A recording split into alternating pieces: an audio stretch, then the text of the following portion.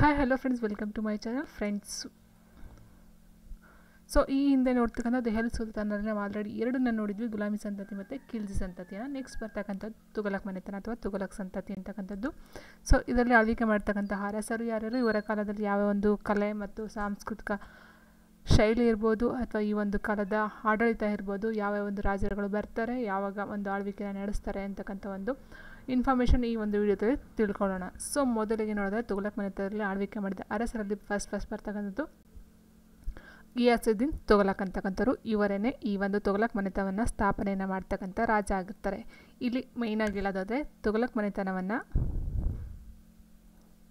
ಆಳ್ವಿಕೆ ಮಾಡ್ತಕ್ಕಂಥ ಅರಸರು ಬಂದು ಕ್ರಿಸ್ತ ಶಕ 1320ರಿಂದ 1414ರವರೆಗೆ ಈ ಒಂದು ತುಘಲಕ್ ಸಂತತಿ ಆಳ್ವಿಕೆಯನ್ನು ಮಾಡುತ್ತೆ. ಸೊ ಈ ಒಂದು ತುಘಲಕ್ ಮನೆತನವನ್ನು ಸ್ಥಾಪನೆಯನ್ನು ಮಾಡ್ತಕ್ಕಂಥದ್ದು ಗಿಯಾಸುದ್ದೀನ್ ತುಘಲಕ್ ಅಂತಕ್ಕಂಥವ್ರು. ಇವರು ಬಂದು ಕ್ರಿಸ್ತ ಶಕ 1320ರಿಂದ 1325ರವರೆಗೆ ಆಳ್ವಿಕೆಯನ್ನು ನಡೆಸ್ತಾ ಹೋಗ್ತಾರೆ. ಸೊ ಇಲ್ಲಿ ಮೇಯ್ನಾಗಿ ಹೇಳಿದಾಗೆ ತುಘಲಕ್ ಮನೆತನವನ್ನು ಸ್ಥಾಪನೆ ಮಾಡ್ತಕ್ಕಂಥವ್ರು ಇವರಾಗಿರೋದ್ರಿಂದ ಇಲ್ಲಿ ಖಿಲ್ಜಿ ವಂಶದ ಕೊನೆಯ ದೊರೆಯನ್ನು ಹೇಳಿದಾಗೆ ನಾಸಿರುದ್ದೀನ್ ಖುಸ್ರೋ, ಹಿಂದಿನ ವಿಡಿಯೋದಲ್ಲಿ ಏನು ಹೇಳಿದ್ದೆ, ನಾಸಿರುದ್ದೀನ್ ಖುಸ್ರೋನನ್ನು ಕೊಲೆ ಮಾಡಿ ಈ ಖಿಲ್ಜಿ ವಂಶವನ್ನು ಸ್ಥಾಪನೆಯನ್ನು ಮಾಡ್ತಾನೆ.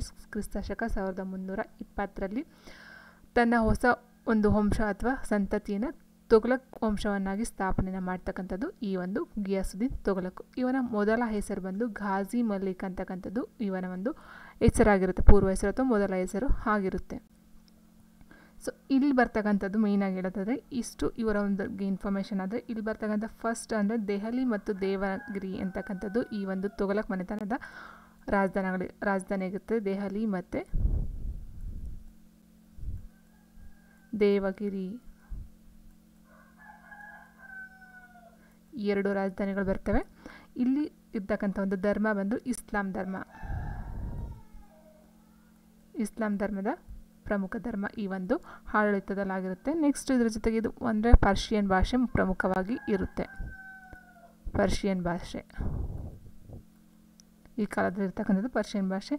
ಸೊ ಇಷ್ಟು ಒಂದು ಇನ್ಫಾರ್ಮೇಷನು. ಸೊ ಮುಂದೆ ನೋಡಿದಾಗ ನಾವು ಈತನು ಅಲ್ಲಾವುದ್ದೀನ್ ಖಿಲ್ಜಿಯ ಕಾಲದಲ್ಲಿ ಅವನ ಗಡಿ ರಕ್ಷಣಾ ಪಡೆಯ ಮುಖ್ಯಸ್ಥನಾಗಿದ್ದನು. ಈ ತುಘಲಕ್ ಏನು ಈ ಒಂದು ಅಲ್ಲಾವುದ್ದೀನ್ ಖಿಲ್ಜಿನ ಕೊಲೆ ಮಾಡಿ ಅಲ್ಲಾವುದ್ದೀನ್ ಇದರಲ್ಲಿ ಖಿಲ್ಜಿ ವಂಶದ ಖುಸ್ರೋನ ಕೊಲೆ ಮಾಡ್ತಾನೆ. ಸೊ ಈ ಒಂದು ತುಘಲಕ್ ಬಂದು ಅಲ್ಲಾವುದ್ದೀನ್ ಖಿಲ್ಜಿಯಲ್ಲಿ ಗಡಿ ರಕ್ಷಣಾ ಪಡೆಯ ಮುಖ್ಯಸ್ಥನಾಗಿ ಕೆಲಸವನ್ನು ಮಾಡ್ತಾ ಇರ್ತಾನೆ. ನಂತರ ಅವನ ಕುತಂತ್ರದಿಂದ ಆ ಒಂದು ಸಂತತಿನ ನಾಶ ಮಾಡಿ ತುಘಲಕ್ ಸಂತತಿಯನ್ನು ಜಾರಿಗೆ ತರ್ತಾನೆ. ಸೊ ಅಲ್ಲಿ ತನ್ನ ಸ್ವಂತ ಪ್ರಯತ್ನದಿಂದ ಮಂಗೋಲಿಯರನ್ನ ಹತ್ತಿಕ್ಕಿ ಅಲ್ಲಾವುದ್ದೀನ್ನಿಂದ ಮಲಿಕ್ ಉಲ್ ಗಾಜಿ ಎಂಬ ಬಿರುದನ್ನು ಪಡ್ಕೊಳ್ತಾನೆ. ಸೊ ಮಂಗೋಲಿಯನ್ ಏನು ಈ ಒಂದು ಖಿಲ್ಜಿ ಸಂತತಿಯಲ್ಲಿ ಬಂದಿರ್ತಾರೆ ಮಂಗೋಲಿಯನರು, ಸೊ ಅವರನ್ನು ಹತ್ತಿಕ್ಕಿ ಅವನಿಂದ ಅಲ್ಲಾವುದ್ದೀನ್ ಖಿಲ್ಜಿಯಿಂದ ಮಲಿಕ್ ಉಲ್ ಗಾಜಿ ಅಂತಕ್ಕಂಥ ಒಂದು ಬಿರುದನ್ನು ಪಡ್ಕೊಳ್ತಾನೆ. ಇದು ವೆರಿ ಇಂಪಾರ್ಟೆಂಟ್ ಅಂತ ಪಾಯಿಂಟು. ಮಲಿಕ್ ಉಲ್ ಗಾಜಿ ಅಂತಕ್ಕಂಥ ಎಂಬ ಬಿರುದನ್ನು ಅಲ್ಲಾವುದ್ದೀನ್ ಖಿಲ್ಜಿಯಿಂದ ಪಡ್ಕೊಳ್ತಕ್ಕಂಥನು ಈ ಒಂದು ಗಿಯಾಸುದ್ದೀನ್ ತುಘಲಕ್. ಸೊ ನೆಕ್ಸ್ಟ್ ಏನಾಗುತ್ತೆ, ಈತನು ಅಲ್ಲಾವುದ್ದೀನ್ ಖಿಲ್ಜಿಯ ಕಾಲದಲ್ಲಿ ದೀಪಾಲಪುರದ ಗವರ್ನರ್ ಆಗಿದ್ದನು. ಸೊ ದೀಪಾಲಪುರದ ಗವರ್ನರ್ ಅಂದರೆ ನಾನು ಆಲ್ರೆಡಿ ಹೇಳಿದಾಗೆ ಅಲ್ಲಾವುದ್ದೀನ್ ಖಿಲ್ಜಿಯ ಕಾಲದಲ್ಲಿ ಗಡಿ ರಕ್ಷಣಾ ಪಡೆ ಏನಾಗಿದ್ದ, ಸೊ ಅದೇ ರೀತಿ ದೀಪಾಲಪುರದ ಗವರ್ನರ್ ಆಗಿ ಸಹ ಕೆಲಸವನ್ನು ಮಾಡ್ತಾ ಇರ್ತಾನೆ. ನೆಕ್ಸ್ಟು ದೆಹಲಿ ಸುಲ್ತಾನ ಮೊಟ್ಟ ಮೊದಲ ಬಾರಿಗೆ ಘಾಜಿ ಎಂಬ ಬಿರುದನ್ನು ಪಡ್ಕೊಳ್ತಾನೆ. ಯಾರು? ಗಿಯಾಸುದ್ದೀನ್ ತುಘಲಕ್ ಅಂತಕ್ಕಂಥನು ಘಾಜಿ ಅಂತಕ್ಕಂಥ ಒಂದು ಬಿರುದನ್ನು ಪಡ್ಕೊಳ್ತಾನೆ. ನೆಕ್ಸ್ಟ್ ಇವನು, ಸೊ ಇದು ವೆರಿ ಇಂಪಾರ್ಟೆಂಟು, ಮೊಟ್ಟ ಮೊದಲ ಬಾರಿಗೆ ಕುದುರೆ ಸವಾರರ ಮೂಲಕ ಪತ್ರಗಳನ್ನು ತಲುಪಿಸುವ ಅಂಚೆ ವ್ಯವಸ್ಥೆಯನ್ನು ಜಾರಿಗೆ ತರ್ತಾನೆ. ಕೇಳ್ತಾ ಇದ್ದು ಅಂಚೆ ವ್ಯವಸ್ಥೆಯನ್ನು ಮೊಟ್ಟ ಮೊದಲ ಬಾರಿಗೆ ಜಾರಿಗೆ ತಂದಂಥ ರಾಜ ಅಥವಾ ದೆಹಲಿ ಸುಲ್ತಾನ ಯಾರು ಅಂತ ಕೇಳಿದಾಗ ಗಿಯಾಸುದ್ದೀನ್ ತುಘಲಕ್ ಅಂತಕ್ಕಂಥದ್ದು. ಇದು ವೆರಿ ಇಂಪಾರ್ಟೆಂಟ್ ಆದಂಥ ಒಂದು ಪ್ರಶ್ನೆ. ಸೊ ನೆಕ್ಸ್ಟ್ ಏನಾಗುತ್ತೆ, ಈತನು ದೆಹಲಿಯಲ್ಲಿ ಮೊಟ್ಟ ಮೊದಲ ಬಾರಿಗೆ ಬಾವಿ ಮತ್ತು ಕೆರೆ ನಿರ್ಮಾಣವನ್ನು ಮಾಡ್ತಾನೆ. ಸೊ ಇದು ಇಂಪಾರ್ಟೆಂಟು, ಬಾವಿ ಮತ್ತು ಕೆರೆಗಳನ್ನು ನಿರ್ಮಾಣ ಮಾಡ್ತಾನೆ ರೈತರಿಗಾಗಿ. ನೆಕ್ಸ್ಟು ರೈತರಿಗೆ ಮತ್ತು ಪ್ರವಾಸಿಗರಿಗೆ ಮೊಟ್ಟ ಮೊದಲ ಬಾರಿಗೆ ನೀರಾವರಿ ಸೌಲಭ್ಯವನ್ನು ಒದಗಿಸಿ ದೆಹಲಿ ಸುಲ್ತಾನ್ ಆಗ್ತಾನೆ. ಸೊ ಬಾವಿ ಮತ್ತು ಕೆರೆಯನ್ನು ನಿರ್ಮಾಣ ಮಾಡಿಸ್ತಾನೆ, ನೀರಾವರಿ ಸೌಲಭ್ಯವನ್ನು ತರ್ತಾನೆ. ಸೊ ಇಷ್ಟೆಲ್ಲ ಮಾಡ್ತಕ್ಕಂಥದ್ದು ಗಿಯಾಸುದ್ದೀನ್ ತುಘಲಕ್. ಇದರ ಜೊತೆಗೆ ಈತ ದೆಹಲಿಯ ಬಳಿ ತುಘಲಕ್ ಬಾದ ಎಂಬ ನಗರವನ್ನು ನಿರ್ಮಾಣ ಮಾಡಿ ಅಲ್ಲಿ ರೋಮನ್ ಶೈಲಿಯಲ್ಲಿ ತುಘಲಕ್ ಬಾದ ಎಂಬ ಕೋಟೆಯನ್ನು ನಿರ್ಮಾಣ ಮಾಡ್ತಾನೆ. ಸೊ ತುಘಲಕ್ ಬಾದ ಎಂಬ ನಗರದಲ್ಲಿ ತುಘಲಕ್ ಬಾದ ಅಂತಕ್ಕಂಥ ಒಂದು ನಗರವನ್ನು ರೋಮನ್ ಶೈಲಿಯಲ್ಲಿ ಕಟ್ಟಡವನ್ನು ನಿರ್ಮಾಣ ಮಾಡಿಸ್ತಾನೆ. ಸೊ ಇಷ್ಟು ಇಂದು ಹೇಳೋದಾದರೆ ಇನ್ನು ಮುಂದಕ್ಕೆ ಸೊ ಮೊಹಮ್ಮದ್ ಬಿನ್ ತುಘಲಕ್ ಅಂತಕ್ಕಂಥದ್ದು ಮುಂದೆ ಬರ್ತಕ್ಕಂಥದ್ದು. ಸೊ ಇಷ್ಟು ಬಂದು ಘಿಯಾಸುದ್ದೀನ್ ತುಘಲಕ್ ಏನೇನು ಬಾವಿ ಮತ್ತು ಕೆರೆಗಳನ್ನು ನಿರ್ಮಾಣ ಮಾಡ್ತಕ್ಕಂಥದ್ದು, ನೀರಾವರಿ ಸೌಲಭ್ಯ ಆಗಿರ್ಬೋದು, ತುಘಲಕ್ಬಾದ್ ಅಂತಕ್ಕಂಥ ಒಂದು ಕೋಟೆಯ ನಿರ್ಮಾಣ ಮಾಡ್ತಕ್ಕಂಥದ್ದು, ಅಂಚೆ ವ್ಯವಸ್ಥೆಯನ್ನು ಜಾರಿಗೆ ತರ್ತಕ್ಕಂಥದ್ದು ಈ ಒಂದು ಘಿಯಾಸುದ್ದೀನ್ ತುಘಲಕ್ರವರ ಒಂದು ಕೊಡುಗೆಗಳಾಗಿರುತ್ತೆ. ನೆಕ್ಸ್ಟ್ ಇವರ ನಂತರ ಬರ್ತಕ್ಕಂಥದ್ದು ಮಹಮ್ಮದ್ ಬಿನ್ ತುಘಲಕ್ ಅಂತಕ್ಕಂಥವ್ರು. ಸೊ ಇವರು ವೆರಿ ಇಂಪಾರ್ಟೆಂಟ್ ಆದ ಒಂದು ಪರ್ಸನ್ ಈ ಒಂದು ದೆಹಲಿ ಸುಲ್ತಾನರಲ್ಲಿ, ಅದರಲ್ಲೂ ತುಘಲಕ್ ಸಂತತಿಯಲ್ಲಿ. ಸೊ ಕ್ರಿಸ್ತಶಕ 1325ರಿಂದ 1351 ತನಕ ಈ ಒಂದು ಮಹಮ್ಮದ್ ಬಿನ್ ತುಘಲಕ್ ಅಂತಕ್ಕಂಥ ಆಳ್ವಿಕೆಯನ್ನು ನಡೆಸ್ತಾರೆ. ಸೊ ಇವರ ಒಂದು ಕಾಲದಲ್ಲಿ ಬಂದಂಥ ಒಂದು ಕೊಡುಗೆಗಳು ಏನೇನು ಅಂತ ಹೇಳಿದಾಗ, ಘಿಯಾಸುದ್ದೀನ್ಗೆ ಮಹಮ್ಮದ್ ಖಾನ ಮತ್ತು ಜೌನಾ ಖಾನ ಎಂಬ ಮಕ್ಕಳಿರ್ತಾರೆ. ಈತನು ತುಘಲಕ್ ವಂಶದ ಅತ್ಯಂತ ಪ್ರಸಿದ್ಧ ಸುಲ್ತಾನ. ಸೊ ನಾನು ಆಗಲೇ ಹೇಳ್ದಂಗೆ ಮಹಮ್ಮದ್ ಬಿನ್ ತುಘಲಕ್ ಅಂತಕ್ಕಂಥದ್ದು ತುಘಲಕ್ ಸಂತತಿಯಲ್ಲಿ ಅತಿ ಮುಖ್ಯವಾದಂಥ ಪ್ರಮುಖವಾದಂಥ ಒಬ್ಬ ಅರಸ ಅಥವಾ ಸುಲ್ತಾನ್ ಅಂತ ಹೇಳ್ಬಹುದು. ಸೊ ನೆಕ್ಸ್ಟ್ ಇಲ್ಲಿ ಈತನ ತಂದೆಯಿಂದ ಹುಗಲ್ ಖಾನ ಎಂಬ ಬಿರುದು ಸಹ ಪಡ್ಕೊಳ್ತಾನೆ. ಉಲುಫ್ ಖಾನ ಅಂತಕ್ಕಂಥ ಒಂದು ಬಿರುದನ್ನು ಪಡ್ಕೊಳ್ತಾನೆ. ನೆಕ್ಸ್ಟು ಈತನ ಹೇಳಿಕೆಯ ಮೇರೆಗೆ ಕಟ್ಟಿಗೆ ಮಂಟಪವನ್ನು ತಯಾರಿಸಿದವನು ಅಬ್ದುಲ್ಲಾ. ಸೊ ಅಂದರೆ ಅಬ್ದುಲ್ಲಾ ಈತನ ಹೇಳಿಕೆಯ ಮೇರೆಗೆ ಕಟ್ಟಿಗೆ ಮಂಟಪವನ್ನು ತಯಾರಿಸಿದವನು ಅಂತ ಹೇಳ್ತಾರೆ. ಅಂದರೆ ಕಟ್ಟಿಗೆ ಮಂಟಪವನ್ನು ತಯಾರು ಮಾಡ್ತಕ್ಕಂಥದ್ದು ಮಹಮ್ಮದ್ ಬಿನ್ ತುಘಲಕ್, ಅದನ್ನು ಹೇಳ್ತಕ್ಕಂಥವ್ರು ಅಬ್ದುಲ್ಲಾ. ಇವರು ಹೇಳ್ತಾರಂತೆ ಕಟ್ಟಿಗೆ ಮಂಟಪವನ್ನು ತಯಾರಿಸಿದ್ದಾರೆ ಮಹಮ್ಮದ್ ಬಿನ್ ತುಘಲಕ್ ಅಂತಕ್ಕಂಥದ್ದು. ಸೊ ಈ ಮಂಟಪದ ಉಸ್ತುವಾರಿಯನ್ನು ವಹಿಸಿದವರು ಆಯಜಾ ಖಾನ್ ಅಂತಕ್ಕಂಥವ್ರು ಕಟ್ಟಿಗೆ ಮಂಟಪದ ಉಸ್ತುವಾರಿಯನ್ನು ವಹಿಸ್ಕೊಂಡಿರ್ತಾರೆ. ಇದನ್ನು ಕಟ್ಟಿಸಿದವರು ಮಹಮ್ಮದ್ ಬಿನ್ ತುಘಲಕ್ಕು. ಇದರ ಬಗ್ಗೆ ಇನ್ಫಾರ್ಮೇಷನ್ ಕೊಡ್ತಕ್ಕಂಥದ್ದು ಅಬ್ದುಲ್ಲಾರವರು. ಇನ್ನು ನೆಕ್ಸ್ಟು ಈತ ಕ್ರಿಸ್ತಶಕ 1327ರಲ್ಲಿ ತನ್ನ ರಾಜಧಾನಿ ದೆಹಲಿಯಿಂದ ಮಹಾರಾಷ್ಟ್ರದ ದೇವಗಿರಿಗೆ ವರ್ಗಾವಣೆಯನ್ನು ಮಾಡ್ತಾರೆ. ನೋಡಿ, ಫಸ್ಟು ದೆಹಲಿ ಏನಿರುತ್ತೋ ರಾಜಧಾನಿ ಅದನ್ನು ಮಹಾರಾಷ್ಟ್ರದ ದೇವಗಿರಿಗೆ ವರ್ಗಾವಣೆ ಮಾಡ್ತಕ್ಕಂಥದ್ದು ಈ ಒಂದು ಮಹಮ್ಮದ್ ಬಿನ್ ತುಘಲಕ್ ಅಂತಕ್ಕಂಥವ್ರು.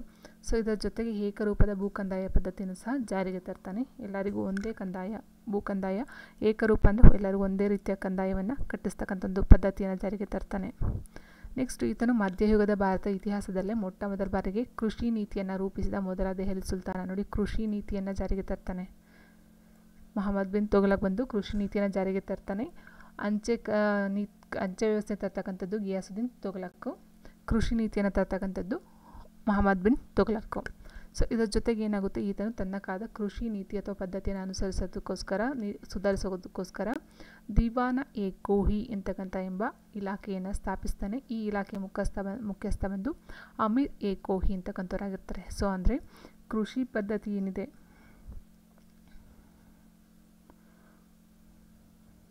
ಸೊ ಈ ಒಂದು ಕೃಷಿಯನ್ನು ಆರಂಭಿಸೋದಕ್ಕೋಸ್ಕರ ಇದರ ಮುಖಾಂತರ ರೈತರಿಗೆ ಸಾಗುವಳಿಗೆ ಬಾವಿ ತೋಡಿಸ್ತಕ್ಕಂಥದ್ದು, ಬೀಜಗಳನ್ನು ಕೊಡ್ತಕ್ಕಂಥದ್ದು, ಸಾಲವಾಗಿ ನೀಡ್ತಕ್ಕಂಥದ್ದು, ಒಟ್ಟಿನ ಕೃಷಿಗೆ ಸಂಬಂಧಪಟ್ಟಂಥ ಸಾಗುವಳಿಗೆ ಸಂಬಂಧಪಟ್ಟಂಥ ಒಂದು ಇಲಾಖೆಯನ್ನು ಸ್ಥಾಪನೆ ಮಾಡ್ತಾರೆ. ಅದು ಬಂದು ದಿವಾನ್ ಎ ಕೋಹಿ ಅಂತಕ್ಕಂಥದ್ದು. ಇದನ್ನು ನೋಡ್ಕೊಳ್ತಕ್ಕಂಥ ಮುಖ್ಯಸ್ಥ ಬಂದು ಅಮೀರ್ ಎ ಕೋಹಿ ಅವರು.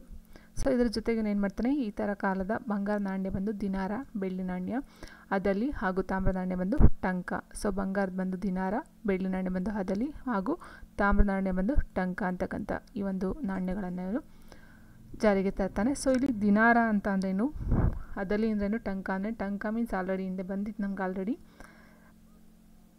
ಬಟ್ ದಿನಾರ ಅದಲಿ ಅಂತಕ್ಕಂಥದ್ದು ಇಲ್ಲಿ ಹೊಸ್ದಾಗಿ ಬಂದಿರತಕ್ಕಂಥ ಪಾಯಿಂಟು. ಸೊ ಹಾಗಾಗಿ ಬಂಗಾರ ನಾಣ್ಯವನ್ನು ದಿನಾರ ಅಂತ ಹೇಳ್ತಾರೆ, ಬೆಳ್ಳಿ ನಾಣ್ಯವನ್ನು ಹದಲಿ ಅಂತ ಹೇಳಿದರು, ಹಾಗೂ ತಾಮ್ರ ನಾಣ್ಯವನ್ನು ಟಂಕ ಅಂತ ಈ ಒಂದು ಕಾಲದಲ್ಲಿ ಪರಿಚಯವನ್ನು ಮಾಡಿಕೊಡ್ತಾರೆ. ಇದರ ಜೊತೆಗೆ ಏನಾಗುತ್ತೆ, ಎಡ್ವರ್ಡ್ ಥಾಮಸ್ ಎಂಬ ವಿದ್ವಾಂಸರು ಹೇಳ್ತಾರೆ ಈತನ ಕಾಲವನ್ನು ನಾಣ್ಯ ಪದ್ಧತಿಯಲ್ಲಿ ಸುಧಾರಣೆಯ ಕಾಲವೆಂದು ಹೇಳಿದ್ದಾರೆ. ಅಂದರೆ ಇಲ್ಲಿ ಬಂಗಾರ, ಬೆಳ್ಳಿ ಹಾಗೂ ತಾಮ್ರ ನಾಣ್ಯವನ್ನು ಮೂರೂ ಸಹ ಜಾರಿಗೆ ತರ್ತಾರಲ್ಲ, ಸೊ ಆ ಒಂದು ಕಾರಣಕ್ಕೋಸ್ಕರ ಈ ಒಂದು ಕಾಲವನ್ನು ನಾಣ್ಯ ಪದ್ಧತಿಯಲ್ಲಿ ಸುಧಾರಣೆ ಕಾಲ ಅಂತ ಹೇಳ್ತಾರೆ. ಸೊ ಇದರ ಜೊತೆಗೆ ಏನಾಗುತ್ತೆ, ಮೊಹಮ್ಮದ್ ಬಿನ್ ತುಘಲಕ್ ದೇವಗಿರಿಗೆ ದೌಲತಾಬಾದ್ ಎಂದು ಹೆಸರನ್ನು ಇಡ್ತಾನೆ. ಫಸ್ಟು ದೆಹಲಿಯಿಂದ ದೇವಗಿರಿಗೆ ರಾಜಧಾನಿಯನ್ನಾಗಿ ಮಾಡ್ಕೊಳ್ತಾನೆ. ನೆಕ್ಸ್ಟು ದೇವಗಿರಿಯನ್ನು ದೌಲತಾಬಾದ್ ಅಂತಕ್ಕಂಥ ಒಂದು ಹೊಸ ಹೆಸರಿನಿಂದ ಅದನ್ನು ಕರಿತಾ ಹೋಗ್ತಾನೆ.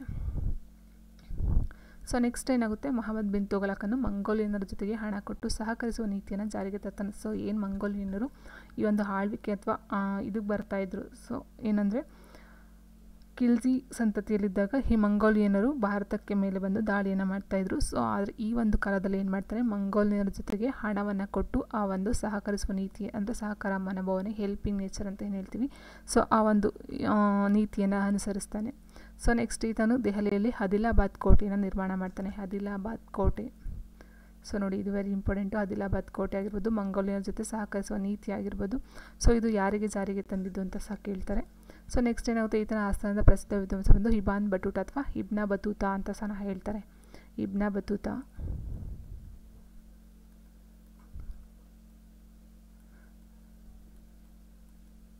ಇಬ್ನ ಬತೂತ ಅಂತ ಹೇಳ್ತಾರೆ. ಸೊ ಈ ಒಂದು ವಿದ್ವಾಂಸರು ಈತನ ಒಂದು ಕಾಲದಲ್ಲಿದ್ದಂಥ ವಿದ್ವಾಂಸರಾಗಿರ್ತಾರೆ. ಮೊಹಮ್ಮದ್ ಬಿನ್ ತುಘಲಕನು ಕ್ರಿಸ್ತಶಕ 1341ರಲ್ಲಿ ಚೀನಾದ ತೊಗನ ತೈಮೂರ ಆಸ್ಥಾನಕ್ಕೆ ರಾಯಭಾರಿಯಾಗಿ ಕಳಿಸ್ತಾನೆ. ಸೊ ಏನು ಈ ಒಂದು ಇಬ್ನ ಬತೂತ ಇದ್ದ, ಇವನನ್ನು ಚೀನಾದ ರಾಯಭಾರಿಯಾಗಿ ಚೀನಾದ ತೊಗನ ತೈಮೂರ ಆಸ್ಥಾನಕ್ಕೆ ಇವರ ಒಂದು ರಾಯಭಾರಿಯಾಗಿ ಕಳಿಸ್ತಾನೆ. ಇಬ್ನ ಬಟೂಟವನ್ನು ಚೀನಾದ ತೊಗನ ತೈಮೂರ ಆಸ್ಥಾನಕ್ಕೆ ರಾಯಭಾರಿಯಾಗಿ ಕಳಿಸ್ತಕ್ಕಂಥದ್ದು ಯಾರನ್ನ ಅಂದರೆ ಇಬ್ನ ಬತೂತರವನ್ನು. ಯಾರು ಅಂದರೆ ಮೊಹಮ್ಮದ್ ಬಿನ್ ತುಘಲಕ್ರವರು. ಸೊ ನೆಕ್ಸ್ಟ್ ಏನಾಗುತ್ತೆ, ಅದಾದಮೇಲೆ ಫಿರೋಜ್ ಶಾ ತುಘಲಕ್ ಅಂತಕ್ಕಂಥವ್ರು ಬರ್ತಾರೆ. ಫಿರೋಜ್ ಶಾ ತುಘಲಕ್ ಅಂತಕ್ಕಂಥವ್ರು ಕ್ರಿಸ್ತಶಕ 1351ರಿಂದ 1388ರವರೆಗೆ ಆಳ್ವಿಕೆಯನ್ನು ಮಾಡ್ತಾರೆ. ಈ ಫಿರೋಜ್ ಶಾ ತುಘಲಕ್ ಅಂತಕ್ಕಂಥವ್ರು ಈ ವಂಶದ ಪ್ರಸಿದ್ಧ ಸುಲ್ತಾನ್ ಆಗಿರ್ತಾರೆ. ಇವರು ಸಹ ಈ ಏನು 3 ಜನ ಬರ್ತಾರೆ, ಗಿಯಾಸುದ್ದೀನ್ ತುಘಲಕ್ ಆಗಿರ್ಬೋದು, ಮೊಹಮ್ಮದ್ ಬಿನ್ ತುಘಲಕ್ ಆಗಿರ್ಬೋದು, ಅದ್ರ ಜೊತೆಗೆ ಫಿರೋಜ್ ಶಾ ತುಘಲಕ್ ಅಂತಕ್ಕಂಥವ್ರು. ಇವರು 3 ಜನ ಸಹ ಈ ಒಂದು ತುಘಲಕ್ ಸಂತತಿಯ ಪ್ರಮುಖ ಅರಸರೇ ಆಗಿರ್ತಾರೆ. ಇವರ ತಂದೆ ಬಂದು ರಜಬಾ, ತಾಯಿ ಬಂದು ನೈಲಾ, ಸೈನ್ಯಾಧಿಕಾರಿ ಬಂದು ಮಲ್ಲಿಕ್ ರಾಜ್ ಅಂತಕ್ಕಂಥವ್ರು ಇರ್ತಾರೆ. ನೆಕ್ಸ್ಟ್ ಇದರಲ್ಲಿ ಪ್ರಧಾನಮಂತ್ರಿ ಬಂದು ಖಾನ್ ಎ ಖಾನ ಮುಕ್ಬಾಲ ಅಂತಕ್ಕಂಥವ್ರು ಇರ್ತಾರೆ. ಮಕ್ಕಳು ಬಂದು ಫತೇ ಖಾನ ಮತ್ತು ಜಫರ್ ಖಾನ್ ಅಂತಕ್ಕಂಥ ಇಬ್ಬರು ಮಕ್ಕಳು ಈ ಒಂದು ಫಿರೋಜ್ ಶಾ ತುಘಲಕ್ಗೆ ಇರ್ತಕ್ಕಂಥದ್ದು. ಈತನನ್ನು ದೆಹಲಿ ಸುಲ್ತಾನಲ್ಲಿ 2 ಸಲ ಪಟ್ಟಾಭಿಷಕ್ತನಾದ ಸುಲ್ತಾನ ಎಂಬ ಖ್ಯಾತಿಗೆ ಪಾತ್ರಧಾರಿಯಾಗಿದೆ. ಅಂದರೆ ಇವರು 2 ಸರಿ ಆಳ್ವಿಕೆಗೆ ಬರ್ತಾರೆ. ಸೊ ಹಾಗಾಗಿ 2 ಸಲ ಪಟ್ಟಾಭಿಷೇಕವನ್ನು ಮಾಡಿಸ್ಕೊಳ್ತಾರೆ. ಈತನನ್ನು ದೆಹಲಿ ಸುಲ್ತಾನಲ್ಲಿ ಸತತ 38 ವರ್ಷಗಳ ಕಾಲ ಶಾಂತಿಯುತ ಆಡಳಿತ ನಡೆಸಿದ ಮೊದಲ ಸುಲ್ತಾನಾಗಿದ್ದಾನೆ ಅಂತ ಹೇಳಿದ್ರೆ, ಈ ಏನು ದೆಹಲಿ ಸುಲ್ತಾನಲ್ಲಿ ರಾಜರುಗಳಿದ್ದರು, ಟೋಟಲಾಗಿ 5 ಸಂತತಿಗಳೇನಿದ್ದೋ ಅದರಲ್ಲಿ ಅತಿ ಹೆಚ್ಚು ವರ್ಷಗಳ ಕಾಲ ಶಾಂತಿಯುತವಾಗಿ ಆಡಳಿತವನ್ನು ನಡೆಸಿದ ಮೊದಲ ಸುಲ್ತಾನ ಬಂದು ಈ ಒಂದು ಫಿರೋಜ್ ಶಾ ತುಘಲಕ್. ಒಟ್ಟು 38 ವರ್ಷಗಳ ಕಾಲ ಆಳ್ವಿಕೆಯನ್ನು ಮಾಡ್ತಾರೆ. ಅದರ ಜೊತೆ ಇನ್ನೊಂದೇನೆಂದರೆ ತುಘಲಕ್ ಸಂತತಿನೇ 5 ಸಂತತಿಯಲ್ಲಿ ಅತಿ ಹೆಚ್ಚು ದೀರ್ಘಕಾಲ ಆಳ್ವಿಕೆಯನ್ನು ಮಾಡಿರ್ತಕ್ಕಂಥ ಒಂದು ಸಂತತಿ ತುಘಲಕ್ ಸಂತತಿ. ಸೊ ನೆಕ್ಸ್ಟ್ ಏನಾಗುತ್ತೆ, ಇವನನ್ನು ಘಾಜಿ, ಮಲ್ಲಿಕುಲ್ ಘಾಜಿ, ಹೈಲು ದೊರೆ, ವಿಲಕ್ಷಣ ದೊರೆ ಮತ್ತು ವಿವಾದಾಸ್ಪದ ದೊರೆ, ಹುಚ್ಚು ದೊರೆ, ಅರಿಸ್ಟಾಟಲ, ಹಣಗಾರರ ರಾಜ, ಜನರ ತಂದೆ, ನಗರಗಳ ನಿರ್ಮಾಪಕ, ಕಾಲುವೆಗಳ ರಾಜ, ಇದು ವೆರಿ ಇಂಪಾರ್ಟೆಂಟು, ಮತ್ತು ಹುಚ್ಚು ದೊರೆ. ಸೊ ನೆಕ್ಸ್ಟು ದೆಹಲಿ ಸುಲ್ತಾನರ ಕಾಲದ ಅಕ್ಬರ, ಉದ್ಯಾನವನಗಳ ರಾಜ. ನೋಡಿ, ಉದ್ಯಾನವನಗಳ ರಾಜ ಇಷ್ಟು ಇವನಿಗಿರ್ತಕ್ಕಂಥ ಒಂದು ಬಿರುದುಗಳಾಗಿರ್ತವೆ. ಘಾಜಿ, ಮಲ್ಲಿಕುಲ್ ಘಾಜಿ, ಹೈಲು ದೊರೆ, ವಿಲಕ್ಷಣ ದೊರೆ, ವಿವಾದಾಸ್ಪದ ದೊರೆ, ಹುಚ್ಚು ದೊರೆ, ಅರಿಸ್ಟಾಟಲ, ಹಣಗಾರರ ರಾಜ, ಜನರ ತಂದೆ, ನಗರಗಳ ನಿರ್ಮಾಪಕ, ಕಾಲುವೆಗಳ ರಾಜ, ದೆಹಲಿ ಸುಲ್ತಾನರ ಕಾಲದ ಅಕ್ಬರ, ಉದ್ಯಾನಗಳ ರಾಜ, ಇಷ್ಟು ಇವನಿಗಿರ್ತಕ್ಕಂಥ ಒಂದು ಬಿರುದುಗಳು. ಸೊ ನೆಕ್ಸ್ಟ್ ಏನಾಗುತ್ತೆ, ಈತನ ಅಚ್ಚುಮೆಚ್ಚಿನ ಅರಮನೆ ಬಂದು ದೆಹಲಿಯಲ್ಲಿರುವ ಫಿರೋಜ್ ಶಾ ಕೋಟ್ಲಾ ಅಂತಕ್ಕಂಥದ್ದು ಇವನ ಒಂದು ಅರಮನೆ ಆಗಿರುತ್ತೆ. ಜೊತೆಗೆ ಇವನೇನು ಮಾಡ್ತಾನೆ, ತನ್ನ ಆಸ್ಥಾನದ ನಿರುದ್ಯೋಗವನ್ನು ಹೋಗಲಾಡಿಸಲು ತನ್ನ ಆಸ್ಥಾನದಲ್ಲಿ ಉದ್ಯೋಗ ವಿನಿಮಯ ಕೇಂದ್ರವನ್ನು ಸ್ಥಾಪಿಸ್ತಾನೆ. ಸೊ ಇದು ವೆರಿ ಇಂಪಾರ್ಟೆಂಟು. ಉದ್ಯೋಗ ವಿನಿಮಯ ಕೇಂದ್ರವನ್ನು ತೆರೆದಂತಹ ದೆಹಲಿ ಸುಲ್ತಾನ ಯಾರು ಅಂತ ಕೇಳ್ಬೋದು. ಸೊ ನೆಕ್ಸ್ಟು ಈತನು ಬಡ ಹೆಣ್ಣು ಮಕ್ಕಳ ಮದುವೆ. ಸೊ ಅದರಲ್ಲೂ ಬಡ ಹೆಣ್ಣು ಮಕ್ಕಳ ಜೊತೆಗೆ ಬಡ ಮುಸ್ಲಿಂ ಮಹಿಳೆಯರ ಯೋಗಕ್ಷೇಮಕ್ಕಾಗಿ ದಿವಾನ್ ಎ ಖೈರಾತ ಅಂತಕ್ಕಂಥ ಒಂದು ಇಲಾಖೆನ ತೆರಿತಾನೆ. ಸೊ ಹೆಣ್ಣು ಮಕ್ಕಳ, ಅದರಲ್ಲೂ ಮುಸ್ಲಿಂ ಹೆಣ್ಣು ಮಕ್ಕಳ ಮದುವೆಯ ಸಲುವಾಗಿ ಇವನ್ ದಿವಾನ್ ಎ ಖೈರಾತ ಅಂತಕ್ಕಂಥ ಒಂದು ಇಲಾಖೆಯನ್ನು ತೆರಿತಾನೆ.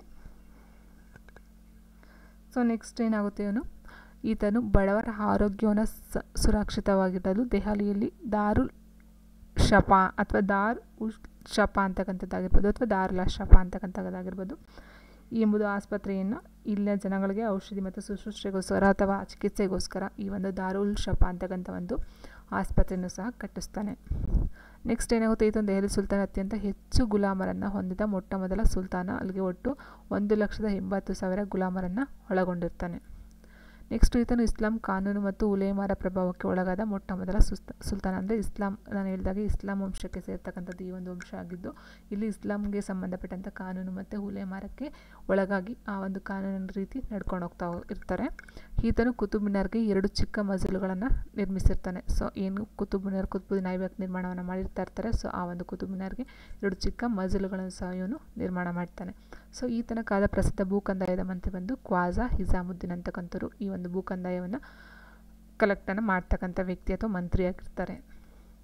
ಇನ್ನು ನೆಕ್ಸ್ಟು ಈತನು ಮೊದಲ ಬಾರಿಗೆ ಕರಾಜಾ ಎಂಬ ಭೂ ಸುಧಾರಣಾ ತೆರಿಗೆಯನ್ನು ಜಾರಿಗೆ ತರ್ತಾನೆ. ಸೊ ನೋಡಿ, ಕರಾಜಾ ಅಂತಕ್ಕಂಥ ಒಂದು ಭೂ ಸುಧಾರಣಾ ತೆರಿಗೆಯನ್ನು ಜಾರಿಗೆ ತರ್ತಾನೆ. ನೆಕ್ಸ್ಟು ಅದ, ಬಿಕಾ, ಷಷ್ಟನಿ, ಜೀತಲ ಎಂಬ ನಾಣ್ಯಗಳನ್ನು ಜಾರಿಗೆ ತರ್ತಾನೆ. ಮೀನ್ಸ್ ಇಲ್ಲಿ ಜೀತಲ ಅಂತ ಹೇಳಿದರೆ ನಾವು ಆಲ್ರೆಡಿ ಹೇಳಿದ್ವಿ, ಜೀತಲ ಅಂತಕ್ಕಂಥ ಒಂದು ನಾಣ್ಯ.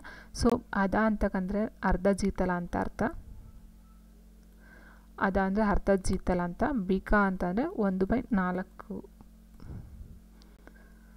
ಜೀತಲ ಅಂತಕ್ಕಂಥದ್ದು. ಸೊ ಇಲ್ಲಿ ಜೀತಲ ಅಂದರೆ 1 ಅಂದರೆ 1ರಲ್ಲಿ ಅರ್ಧ ಬಂದು ಅದ, ಬಿಕಾ ಬಂದು 1/4 ಭಾಗ ಜೀತದಲ್ಲಿ ಅಂತ ಅರ್ಥ.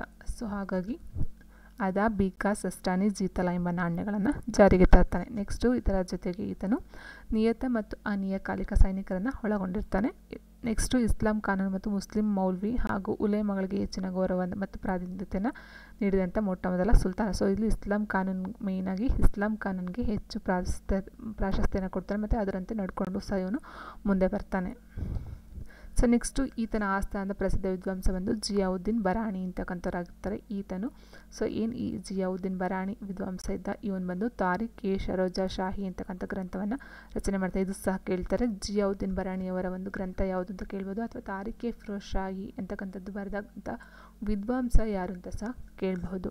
ಸೊ ನೆಕ್ಸ್ಟ್ ಇದ್ರ ಜೊತೆಗೆ ಏನು ಮಾಡ್ತಾರೆ, ಫಿರೋಜ್ ಶಾನೇ ಸಹ ಸ್ವತಃ ತಾನು ಒಂದು ಕೃತಿಯನ್ನು ಬರೀತಾನೆ. ಫುತುಹತ್-ಎ-ಫಿರೋಜ್ ಶಾಹಿ ಅಂತಕ್ಕಂಥ ಒಂದು ಗ್ರಂಥವನ್ನು ಫಿರೋಜ್ ಶಾ ಬರೀತಕ್ಕಂಥದ್ದು.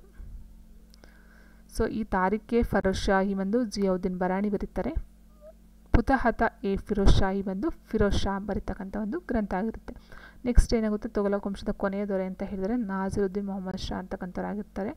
1398ರಲ್ಲಿ ತೈಮೂರ್ ಲಂಗನು ಭಾರತ ಮೇಲೆ ದಾಳಿಯನ್ನು ಮಾಡ್ತಾನೆ. ಸೊ ನಾಸಿರುದ್ದೀನ್ ಮೊಹಮ್ಮದ್ ಶಾನ ಕಾಲದಲ್ಲಿ ತೈಮೂರ್ ಭಾರತ ಮೇಲೆ ದಾಳಿಯನ್ನು ಮಾಡ್ತಾನೆ. ಅಂದರೆ ಇಲ್ಲಿ ಆಲ್ರೆಡಿ ಹೇಳಿದಾಗೆ ಒಂದು ಪಾಯಿಂಟ್ ಹೇಳಿದ್ದೆ ನೋಡಿ,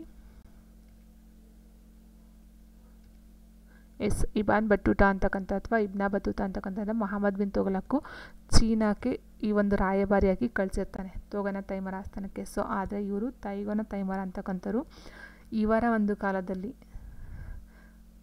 ಏನು ಈ ಫಿರೋಜ್ ಶಾ ತುಘಲಕ್ ಇರ್ತಾನೆ ಅವನ ಒಂದು ಕಾಲದಲ್ಲಿ ಅಲ್ಲ, ನಾಸಿರುದ್ದೀನ್ ಮೊಹಮ್ಮದ್ ಶಾನ ಒಂದು ಕಾಲದಲ್ಲಿ ಈ ಭಾರತದ ಮೇಲೆ ದಾಳಿಯನ್ನು ಮಾಡ್ತಾನೆ. 1398ರಲ್ಲಿ ತೈಮೂರ್ ಲಂಗನು ಅಥವಾ ಈ ಒಂದು ಚೀನಾದ ತೈಮೂರ್ ಲಂಗನು ನಾಸಿರುದ್ದೀನ್ ಮೊಹಮ್ಮದ್ ಶಾನ ಒಂದು ಆಳ್ವಿಕೆಯ ಕಾಲದಲ್ಲಿ ಭಾರತದ ಮೇಲೆ ದಾಳಿಯನ್ನು ಮಾಡ್ತಾರೆ.